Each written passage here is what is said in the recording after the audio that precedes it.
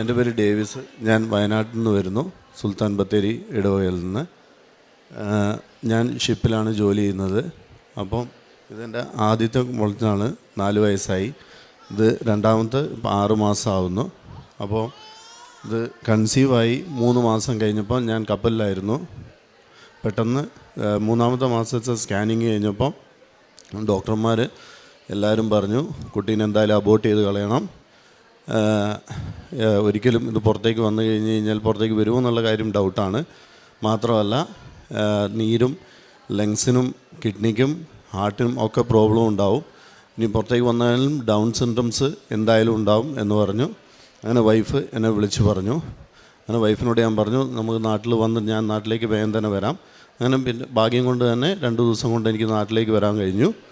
നാട്ടിൽ വന്ന് ഞാനും വൈഫും കൂടെ തീരുമാനിച്ചു, നമുക്ക് കൃപാസനത്തിൽ പോയി അമ്മയോട് പ്രാർത്ഥിച്ചതിന് ശേഷം നമുക്ക് എന്ത് തീരുമാനത്തിലായാലും അമ്മയോട് ആദ്യം പോയി പ്രാർത്ഥിക്കാം എന്ന് പറഞ്ഞു. അങ്ങനെ ഞാനിവിടെ ആദ്യമായി കൃപാസനത്തിൽ വരുമ്പോൾ വന്ന് രാവിലെ വൈകുന്നേരം കൃപാസനത്തിലെത്തി. വൈകുന്നേരം ഞാൻ ജസ്റ്റ് ഒന്ന് വന്നു, പക്ഷേ എനിക്കിവിടെ കാര്യമായിട്ടൊരു ഫീലിംഗ് ഒന്നും തോന്നിയില്ല. തിരിച്ച് ഞാൻ അന്ന് തന്നെ വൈകുന്നേരം തിരിച്ച് ഹോട്ടൽ റൂമെടുത്താണ് താമസിച്ച്. അവിടെ പോയി ഞാൻ വൈഫിനോട് പറഞ്ഞു, എനിക്കങ്ങനെ ഫീലിംഗ് ഒന്നും തോന്നുന്നില്ല ഇവിടെ വന്നിട്ട്, എന്താണെന്നറിയില്ല. അപ്പം നമുക്ക് നാളെ വേണമെങ്കിൽ ഉടമ്പടി എടുക്കാം, അല്ലെങ്കിൽ വേണമെങ്കിൽ പോവാം, ഇല്ലെങ്കിൽ തിരിച്ചു പോവാമെന്ന് പറഞ്ഞു ഞാൻ. അങ്ങനെ അന്ന് വൈകുന്നേരം ഞാൻ എൻ്റെ കുറച്ച് കസിൻസും വന്നിരുന്നു വേറെ സ്ഥലത്തുനിന്ന്. അപ്പോൾ അവരുടെ കൂടെ കൂടി രാത്രി 2 മണിയായി കിടന്നപ്പോൾ തന്നെ. രാവിലെ 5:30 ആയപ്പം ഞാൻ തന്നെ അറിയാണ്ട് എണ്ണീറ്റ് ഞാൻ വൈഫിനോട് പറഞ്ഞു, ഞാനൊന്ന് പോയിട്ട് വരട്ടെ, നീ ഇവിടെ മോളെയും കൂട്ടി റെസ്റ്റ് എടുക്കുക എന്ന് പറഞ്ഞു. അങ്ങനെ ഞാനിവിടെ വന്ന് ഉടമ്പടി ക്ലാസ്സിലിരുന്നു. ഉടമ്പടി ക്ലാസ്സിലിരുന്ന് കഴിഞ്ഞാൽ എനിക്ക് നന്നായി ഉറക്കം വരുന്നുണ്ടായിരുന്നു. ഞാൻ ക്ലാസ്സൊന്നും അധികം ശ്രദ്ധിച്ചൊന്നുമില്ല. പിന്നെ അത് കഴിഞ്ഞ് കഴിഞ്ഞപ്പോൾ ഒരു ചേച്ചീനെ കണ്ടു. ചേച്ചി എന്നോട് പറഞ്ഞു, എന്താണ് കാര്യം എന്ന് ചോദിച്ചു. അപ്പോൾ ഞാൻ പറഞ്ഞു, ഞാൻ ഇങ്ങനെ വന്നതാണ്, പക്ഷേ ഉടമ്പടി എടുക്കുന്നില്ല, ഞാൻ തിരിച്ചു പോവുകയെന്ന് പറഞ്ഞു. അപ്പോൾ ചേച്ചി പറഞ്ഞു, എന്തായിരുന്നു കാര്യം? അപ്പോൾ ഞാൻ പറഞ്ഞു, ഇങ്ങനെയാണ് കാര്യങ്ങൾ. ഇല്ലല്ലോ, അച്ഛനെ കാണണം, അച്ഛനെ കണ്ടിട്ട് പോയാൽ മതി, ഇത് അച്ഛനെ കാണേണ്ട കേസാണ് എന്ന് പറഞ്ഞു എന്നോട്. പിന്നെ ഞാൻ സത്യം പറഞ്ഞു കഴിഞ്ഞാൽ ഞാനൊരു ഇല്യൂഷനല്ല, എന്താ നടന്നതെന്ന് എനിക്ക് തന്നെ അറിയില്ല. ഞാൻ തന്നെ ഉടമ്പടി എടുക്കുന്നു, എല്ലാ കാര്യങ്ങളും ആ ചേച്ചീൻ്റെ കൂടെ പോയി ഞാൻ ചെയ്യുന്നു. ഞാൻ ഉടമ്പടി എടുത്തിട്ടാണ്. അപ്പോൾ എൻ്റെ വൈഫ് എന്നെ തപ്പി ഇവിടെ വരികയാണ്. വന്നു കഴിഞ്ഞ് കഴിഞ്ഞപ്പോൾ ഞാൻ ഉടമ്പടി എടുത്തിരിക്കുകയാണ്.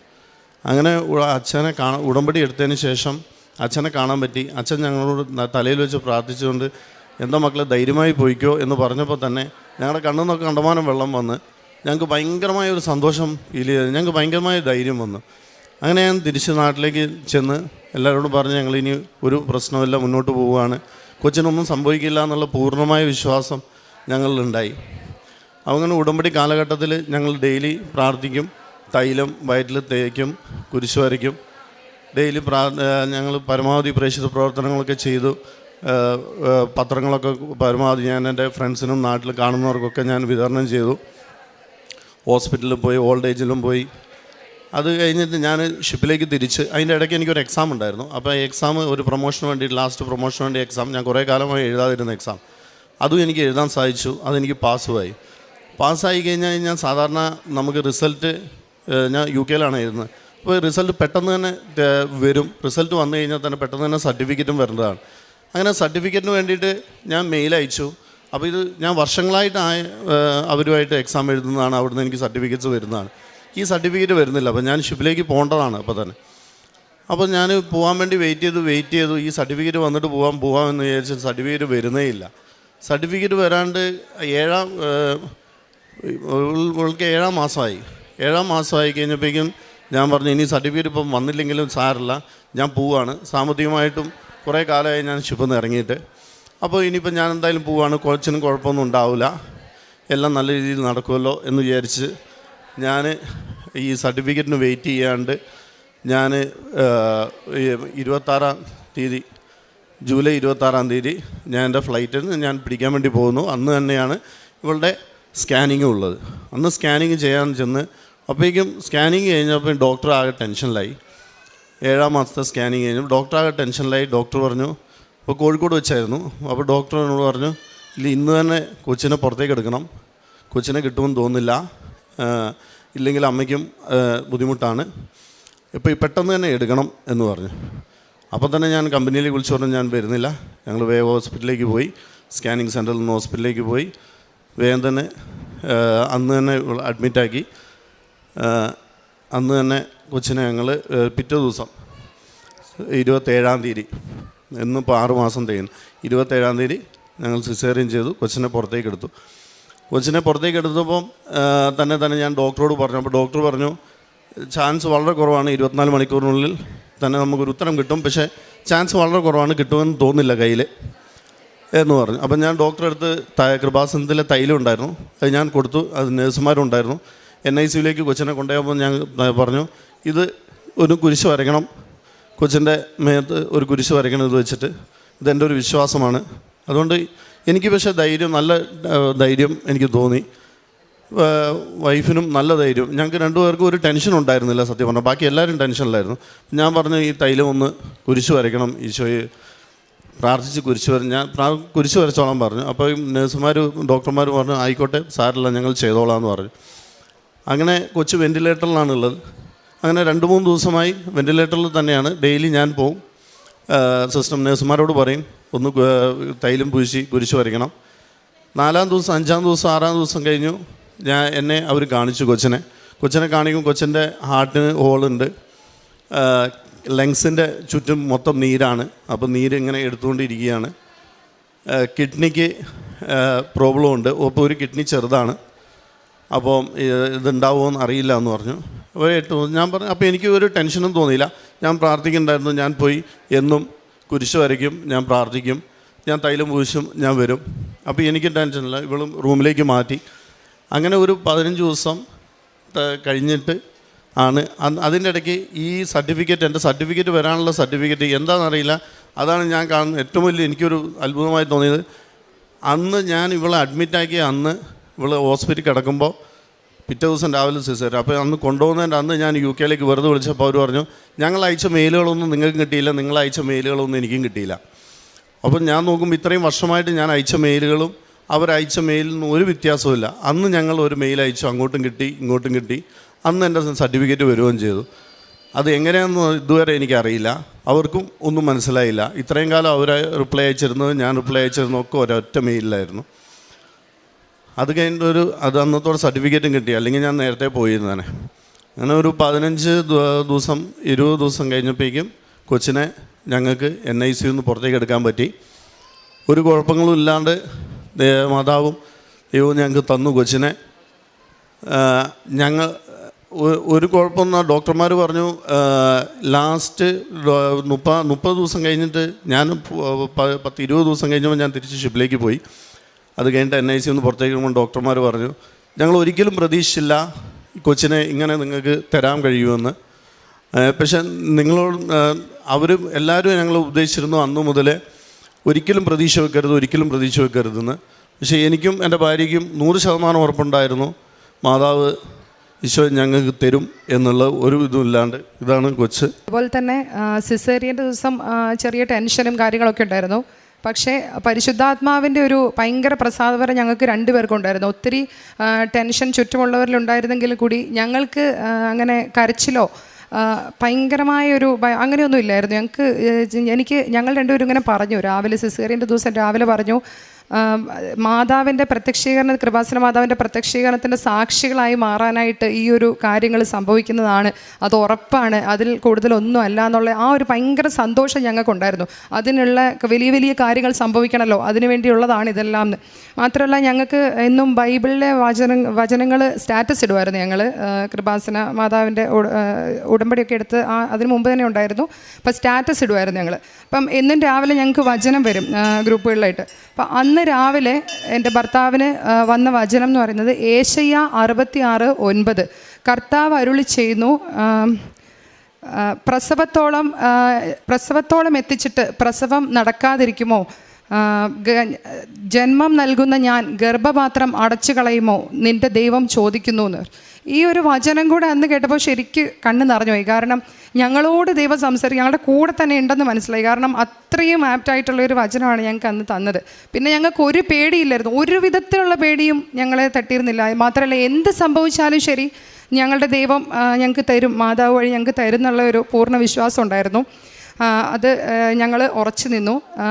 ഒത്തിരിയേറെ തവണ ഡോക്ടേഴ്സ് എല്ലാം പറഞ്ഞിരുന്നു എന്തായാലും അബോർഷൻ ചെയ്യണമെന്ന് പറഞ്ഞിരുന്നതാണ്. ഞങ്ങൾ മുന്നോട്ട് കൊണ്ടുപോയതാണ്. കൃപാസന മാതാവ് ശക്തമായി ഞങ്ങളുടെ കൂടെ ഉണ്ടായിരുന്നു. അങ്ങനെ ആ ഒരു വചനം ഞങ്ങളിൽ ഒത്തിരി ധൈര്യം തന്നു. പിന്നീട് ഞാൻ ഡിസ്ചാർജായി. 5 ദിവസം സിസേറിയൻ്റെ സ്റ്റിച്ചും കാര്യങ്ങളൊക്കെ ഇപ്പം ഡിസ്ചാർജായി കഴിഞ്ഞപ്പോൾ ഞങ്ങൾക്കൊരു വീട് വേണം. കാരണം മോൾ ICU തന്നെ NICU തന്നെ വെൻറ്റിലേറ്ററിലായിരുന്നല്ലോ. അപ്പോൾ വീട് വേണ്ടതുകൊണ്ട് വീടൊക്കെ തപ്പി ഹസ്ബൻഡ് പോവുകയാണ്. വീടോ അല്ലെങ്കിൽ അവിടെ അടുത്ത് ചെറിയ ചെറിയ റൂമുകളൊക്കെ ആയിട്ടാണ്. അപ്പം ഒരു മോളും ഉണ്ട്, മൂത്ത മകളും ഉണ്ട്. അപ്പോൾ അങ്ങനെ നോക്കി മാതാവിനോട് പ്രാർത്ഥിച്ചു. അങ്ങനെ ഞങ്ങൾക്ക് ഒരു വീട്, നല്ലൊരു വീട് വളരെ അടുത്ത് തന്നെ, ഹോസ്പിറ്റലിൻ്റെ അടുത്ത്, തൊട്ടടുത്ത് 5 മിനിറ്റ് പോലും നടക്കാൻ ഇല്ല. അവിടെ അടുത്തൊരു യോസേപ്പ് പിതാവിൻ്റെ പള്ളിയും ഒക്കെ ആയിട്ട് അങ്ങനെ ഒത്തിരി പേരുടെ പ്രാർത്ഥന ആ 1 മാസം 1.5-2 മാസം ഞങ്ങൾ അവിടെ ഉണ്ടായിരുന്നു. മോള് പൂർണ്ണ ആരോഗ്യം വീണ്ടെടുത്തിട്ടാണ് ഞങ്ങൾ ആ വീട്ടിൽ നിന്ന് പോകുന്നത്. 1 മാസമായിരുന്നു ഹോസ്പിറ്റലിലുണ്ടായിരുന്നത്. അപ്പോൾ ഈ 2 മാസം ആ പള്ളിയായിട്ടും അവിടുത്തെ വൈദികരായിട്ടും എല്ലാവരുമായിട്ടും ഒത്തിരി പ്രാർത്ഥനകളും കിട്ടി. കൃപാസന മാതാവ് വഴി ഒത്തിരി പേര് മോൾക്ക് വേണ്ടി പ്രാർത്ഥിക്കുകയും ചെയ്തിരുന്നു. ഇവിടെ വന്ന് പ്രാർത്ഥിച്ചവരുണ്ട്. കൃപാസന മാതാവിനോട് മോൾക്ക് വേണ്ടി തന്നെ പ്രാർത്ഥിച്ചിരുന്നു. അതുപോലെ എല്ലാ കാര്യങ്ങൾക്കും ഒരുപാട് നന്ദി പറയുകയാണ്. ഇപ്പോഴാണെങ്കിലും ഞാൻ മോൾക്കും കുഞ്ഞുമോൾക്ക് എന്തെങ്കിലും വയറുവേദനയോ അങ്ങനെ എന്തെങ്കിലുമൊക്കെ ഉണ്ടെങ്കിൽ ഞാൻ വേഗം തന്നെ തൈലം എടുത്ത് കുരിശ് വരച്ച് വിശ്വാസ പ്രമാണം ചൊല്ലി പ്രാർത്ഥിക്കും. അന്ന് ജോസഫ് അച്ഛൻ തന്ന കാശ് രൂപം ഞാൻ ഇപ്പോഴും ഇട്ടിട്ടുണ്ട്. അതുപോലെ തന്നെ അന്ന് സിസേറിയൻ്റെ തലേ ദിവസം ഞങ്ങൾ വയനാട്ടിലാണല്ലോ. അപ്പോൾ എൻ്റെ മാതാപിതാക്കൾ ബാംഗ്ലൂർ എൻ്റെ ആങ്ങളയുടെ അടുത്തായിരുന്നു. അപ്പോൾ ആങ്ങളയുടെ അടുത്ത് ആങ്ങളെ ഫാമിലി അവിടെ ബാംഗ്ലൂർ സെറ്റിൽഡാണ്. അപ്പോൾ അവിടെ പോയതായിരുന്നു. അപ്പോൾ അവർ 26-ാം തീയതി അവിടുന്ന് പെട്ടെന്ന് യാതൊരു വിധത്തിലുള്ള മുന്നറിയിപ്പും ഇല്ലാതെ കൃപാസനത്തിലേക്ക് വന്ന് 26-ാം തീയതി എൻ്റെ ചേട്ടായി ഫാമിലിയും ഉടമ്പടി എടുക്കാൻ വേണ്ടി കൃപാസനത്തിലുണ്ടായിരുന്നു. അപ്പോൾ അവരുടെ കൂടെ എൻ്റെ പേരൻസും ഇങ്ങോട്ട് വന്നിട്ടുണ്ടായിരുന്നു. അപ്പോൾ ആ 26-ാം തീയതിയാണ് അവിടെ ഇങ്ങനെ പെട്ടെന്ന് എനിക്ക് സിസേറിയനൊക്കെ ചെയ്യേണ്ടതായിട്ടുള്ള പ്രശ്നങ്ങളൊക്കെ വന്നത്. അതുകൊണ്ട് അവരും വേഗം തന്നെ ഉടമ്പടിയൊക്കെ എടുത്ത് കോഴിക്കോടേക്ക് വരാനൊക്കെ ഉള്ള സാഹചര്യം ഉണ്ടായി. എല്ലാത്തിനും കൂടെ ഉണ്ടായിരുന്ന ദൈവമാതാവിനും തിരുക്കുമാരനും ഒത്തിരിയേറെ നന്ദി പറയുകയാണ് ഈ നിമിഷത്തിൽ. ഇന്ന് എൻ്റെ ആത്മീയ ജീവിതത്തിൽ എനിക്ക് കണ്ടമാനം മാറ്റങ്ങൾ വന്നു. പണ്ട് ഞാൻ പ്രാർത്ഥിക്കുമായിരുന്നു, എന്നാലും അധികം നേരം പ്രാർത്ഥന ചൊല്ലിയിരിക്കുക, അല്ലെങ്കിൽ പള്ളികൾ ഞായറാഴ്ചകളിൽ എല്ലാ ഞായറാഴ്ചകളിലും പോവുക ഒന്നുമില്ല, സുഹൃത്തുക്കളുടെ കൂടെ അങ്ങോട്ടും ഇങ്ങോട്ടും കറങ്ങാൻ പോവുകയൊക്കെ ആയിരുന്നു. ഇവിടെ വന്ന് മദ്യപാനം നന്നായി മദ്യപിക്കുമായിരുന്നു. ഇവിടെ വന്ന് ഉടമ്പടി എടുക്കുന്നതിൻ്റെ തലേന്ന് വരെ ഞാൻ ഇവിടെ മദ്യപിച്ചിട്ടാണ് അന്ന് വീട്ടിൽ ഇരുന്നത്. അത് കഴിഞ്ഞിട്ട് രാവിലെ ഉടമ്പടി എടുക്കുമെന്ന് വിചാരിച്ച പോലുമല്ല. അത് കഴിഞ്ഞ ശേഷം ഉടമ്പടി എടുത്തതിന് ഇപ്പോൾ ഇത്രയും കാലമായ ശേഷം എനിക്ക് അങ്ങനത്തെ ഒരു ആഗ്രഹങ്ങളും തോന്നാറില്ല. ഞാൻ എല്ലാ ഞായറാഴ്ചയും പള്ളിയിൽ പോകാറുണ്ട്, എപ്പോഴും പ്രാർത്ഥിക്കാറുണ്ട്. പ്രാർത്ഥന എപ്പോഴും കൂടെ നടക്കുന്നു. ബൈബിൾ വായിക്കാറുണ്ട് നന്നായിട്ട്. ഷിപ്പിലായാലും ഞാൻ ഡെയിലി, പണ്ടൊന്നും ഞാൻ ഷിപ്പിൽ ഇടയ്ക്ക് പ്രാർത്ഥിക്കുമായിരുന്നു. ഇപ്പം ഉടമ്പടി ഞാൻ എടുത്തതിന് ശേഷം ഷിപ്പിൽ പോയി ഉടമ്പടി എടുത്തതിന് ശേഷം ഞാൻ എല്ലാ ദിവസവും 3 മണിക്ക് കരുണക്കൊന്തയും കുരിശിൻ്റെ വഴിയും, അതേപോലെ തന്നെ വൈകുന്നേരങ്ങളിൽ ജപമാലയും, രാവിലെ എന്നും അച്ഛൻ്റെ പ്രാർത്ഥനകൾ ഞാൻ എല്ലാ പോർട്ടിലെത്തുമ്പോഴേക്കും അച്ഛൻ്റെ എല്ലാ ഉടമ്പടി ധ്യാനങ്ങളും ഞാൻ ഡൗൺലോഡ് ചെയ്ത് യൂട്യൂബിൽ വെക്കും. അത് ഞാൻ കാണും. അത് കഴിഞ്ഞ് ഞാൻ എന്നും അവിടുന്ന് ഞങ്ങൾക്ക് കുറച്ച് MB വാട്സപ്പിലുണ്ടാവുമെന്നും ഞാൻ ബൈബിൾ വാചകങ്ങളിൽ എല്ലാ സുഹൃത്തുക്കൾക്ക് അയച്ചു കൊടുക്കുകയും വാട്സപ്പ് സ്റ്റാറ്റസ് ഞാൻ എന്നും ബൈബിൾ വാചകങ്ങളാണ് ഇടാറുള്ളത്. അപ്പോൾ എല്ലാവർക്കും വായിക്കാമല്ലോ. അത് ഓരോ അച്ഛൻ്റെ പ്രസംഗമായാലും കുറേ സാക്ഷ്യങ്ങളായാലും ഞാൻ ഡൗൺലോഡ് ചെയ്ത് വെക്കുകയും ഞാനത് കേൾക്കുകയും ചെയ്യാൻ തുടങ്ങി. അപ്പോൾ നമുക്ക് ഭയങ്കരമായ സന്തോഷവും, ചിലപ്പം ഈ ഓരോ മാമോദിസ പരിപാടി അല്ലെങ്കിൽ സൈഡ് ലേപനങ്ങൾ അങ്ങനത്തെ പള്ളികളിൽ എന്തെങ്കിലും ഫംഗ്ഷൻ ഉണ്ടായിരുന്നു ഞാൻ ഒരിക്കലും പോകാറില്ലായിരുന്നു. ഞാൻ അത് കഴിഞ്ഞതിന് ശേഷം എന്ത് പരിപാടി പള്ളിയിലുണ്ടെങ്കിലും ഞാൻ പള്ളിയിൽ പോകും. പരിശുദ്ധാത്മാവിൻ്റെ ഭയങ്കര ഒരു സന്തോഷം നമുക്ക് ഫീൽ ചെയ്യാൻ എനിക്ക് സാധിക്കാൻ തുടങ്ങി. ഇപ്പം തന്നെ ദിവ്യകാരുണ്യ പ്രദർശനങ്ങൾ കഴിഞ്ഞ കൊല്ലം ഉണ്ടായിരുന്ന, എനിക്ക് ഇപ്പം വ്യാഴാഴ്ച ഈ ദിവ്യകാരുണ്യ പള്ളി പെരുന്നാളിന് ദിവ്യകാരുണ്യ പ്രദർശനങ്ങൾ ഉണ്ടായിരുന്നു. അതിനൊക്കെ എനിക്ക് ഭയങ്കര സന്തോഷവും കണ്ണു നിറഞ്ഞ്, ഇപ്പോൾ പള്ളിയിൽ എന്നും കുർബാനയ്ക്ക് ഇരിക്കുമ്പോൾ ചിലപ്പം എല്ലാ കുർബാനയ്ക്കും ഞാൻ കണ്ണുനിന്ന് വെള്ളം ഇങ്ങനെ കുടുകൂടാന്ന് വരും. എനിക്ക് മിക്കപ്പോഴും ഞാൻ പ്രാർത്ഥിക്കുമ്പോൾ എനിക്ക് ഭയങ്കര സന്തോഷവും തോന്നാറുണ്ട്. ഞാൻ ഇപ്പോൾ ഞായറാഴ്ച കപ്പലിലിരുന്ന് പോലും ഞാൻ ഞായറാഴ്ച ഹോളി മാസ് ഡൗൺലോഡ് ചെയ്തിട്ട് ചൊല്ലുകയാണെങ്കിൽ തന്നെ അതിൽ പകുതി നേരം എൻ്റെ കണ്ണിൽ നിന്ന് വെള്ളം വന്നുകൊണ്ടേയിരിക്കും, കരഞ്ഞുകൊണ്ടേയിരിക്കും. എനിക്ക് ഭയങ്കരമായ ഒരു സന്തോഷവും ഇതൊക്കെ വരാൻ ആത്മീയ ജീവിതത്തിൽ ഭയങ്കരമായ വ്യത്യാസങ്ങൾ എനിക്ക് ഫീൽ ചെയ്യുന്നുണ്ട്. അതിനൊക്കെ ഞാൻ ദൈവത്തോട് 1000 നന്ദികൾ അർപ്പിക്കുന്നു.